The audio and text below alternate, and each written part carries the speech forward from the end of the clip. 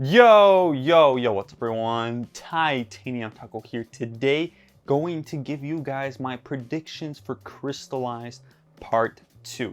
Now, I am aware some of the episodes are airing right now, and I will not be reacting to them right now. So stop asking me in the comments, please. But for now, let us speculate on what could happen in these next episodes or the second half of Crystalized. The first thing I want to touch upon is, of course, Nia herself. She is back as Samurai X, and the one thing I only hope for her in the future is that she doesn't regain her powers. Now, of course, a little bit of spoiler, but Harumi did say herself that, that the ninja have lost their powers and regained them. But in this specific case, I feel like if Nia were to regain her elemental powers, she would merge back with the sea.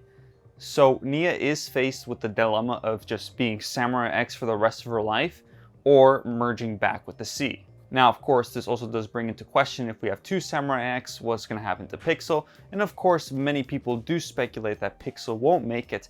So in terms of Pixel and Nia, that's kind of what I'm seeing. Pixel might still stick around, not really going to die or anything as many people speculate. And Nia will probably just stay Samurai X and hopefully does not get her elemental powers back.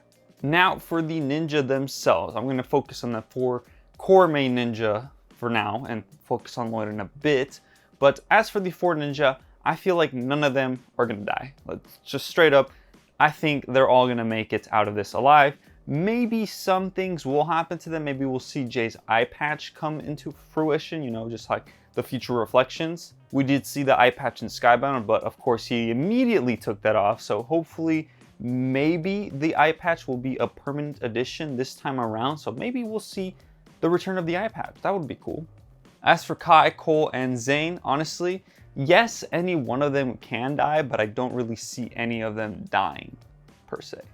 But speaking of characters that could potentially die, I'm really thinking that the Crystal Council might, die.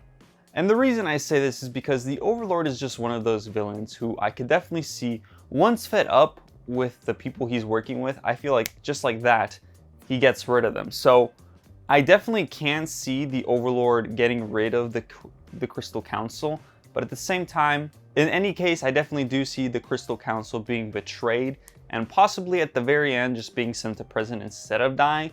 But 100% they're going to be betrayed. They're all going to be sent to prison, or they're all just going to by the Crystal King himself.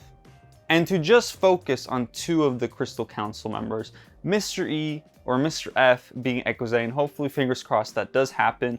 I don't know if it did already happen. Again, I haven't seen many of the new episodes, but fingers crossed that it does happen. If not, it's not the end of the world, but hopefully we do get a small reveal that Mr. F is Echo Zane. And the second character I want to focus is Harumi herself. Now, the biggest thing with Harumi right now is her redemption arc, and I can see her possibly getting a redemption arc. But the one thing I don't see Harumi is actually surviving past Crystalized. Now, of course, Harumi is back, and she did survive her fall somehow, it's whatever. But now that she's back, she's of course serving the Crystal King. And again, I think it's going to go into that same concept of betrayal, like the whole Crystal Council is going to betray or be betrayed. So in this case, Harumi is going to betray the Crystal King. And because of this, and when she's saving someone or Ninjago or something, the Crystal King, inadvertently gets rid of her. So I think Harumi will have her little arc or redemption arc, but it will be cut short because of the Crystal King. Like, he will personally get rid of Harumi for betraying her. So yes, even though I do see the possibility of a redemption arc for Harumi, I definitely do see Harumi not making it past the Crystalized finale. Now, of course, I could be wrong. Harumi can be 100% redeemed and nothing could happen to her. Great for her. But I'm still going with what I think is going to happen, where she does get her redemption arc, but is killed off by the Overlord.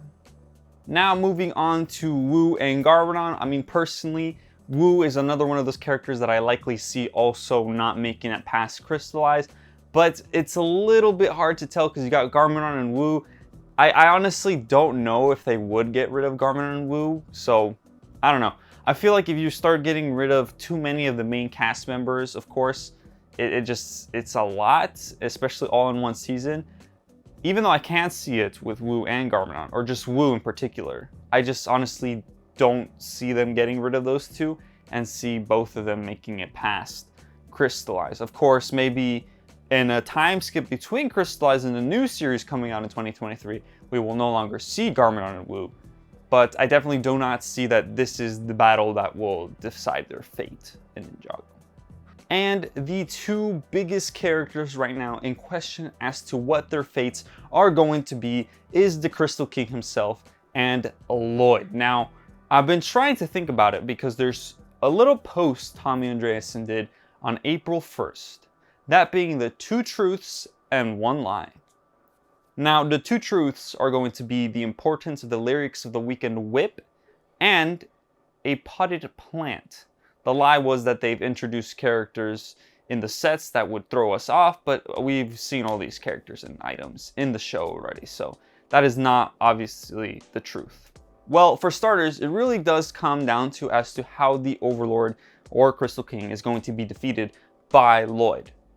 Now, Lloyd's golden Oni form, I feel like, is going to be an Oni of creation, not necessarily destruction, but of creation, because we did see in the trailer, or a trailer, that his destructive powers came out, but yet the little minifigure he has green eyes, but when Lloyd does destruction, he had that like purple-ish dark pink glow in his eyes. So I'm speculating that Lloyd's Oni is not going to be an Oni of destruction, but possibly an Oni of creation. Now, of course, Lloyd is going to start off by, being destructive, but will eventually find that golden power again, I guess, that creation power, and become a Oni of creation. And now when it comes to actually him defeating the Crystal King, it is going to be a tad different, because we know that the Overlord can't be destroyed. Of course, we saw him be defeated by the Golden Ninja, and then the Titanium Ninja, and now we see him back again as the Crystal King. So how exactly can you defeat the Crystal King? So if my little small theory of Lloyd becoming an Oni of creation, I feel like a similar situation like in Kung Fu Panda 3, now hear me out, is going to happen where Lloyd possibly takes the Crystal King to some sort of spirit realm, right? Something similar to that, like that one realm that he met the first Ninjutsu Master in, and possibly trap the Crystal King forever. Or, in another sense, Lloyd somehow infuses the Crystal King or embodies the Crystal King, like in the short that we saw, Golden Hour, I believe it was called, where the ninja themselves had turned golden or kind of protecting something. So maybe a similar situation like that, where Lloyd kind of sacrifices himself. He turns completely golden and kind of is a guardian protecting anybody from ever releasing the Crystal King ever again. So at the end of the day, what I'm saying is that Lloyd is going to ultimately sacrifice himself to trap the Crystal King / Overlord in some way, whether that be in a different realm or in a more physical kind of way like we saw in the Legacy short. Now, with that being said, if Lloyd does end up trapping the Crystal King somehow in a more physical plane, I feel like that's where the potted plant comes into play.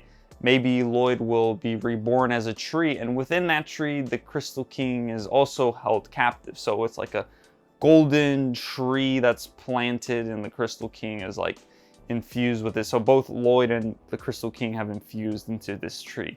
I don't know. That's where I think the potted plant comes into play, and so they decided to plant them there or whatever. I don't know. Something like that. Or it could just very well be that one of the ninja picks up a plant, throws it at the Crystal King, flinches him for a second, and that's when Lloyd could finally do the final blow. And in all honesty, there is a multiple ways a potted plant could come into play, but that's just what I think.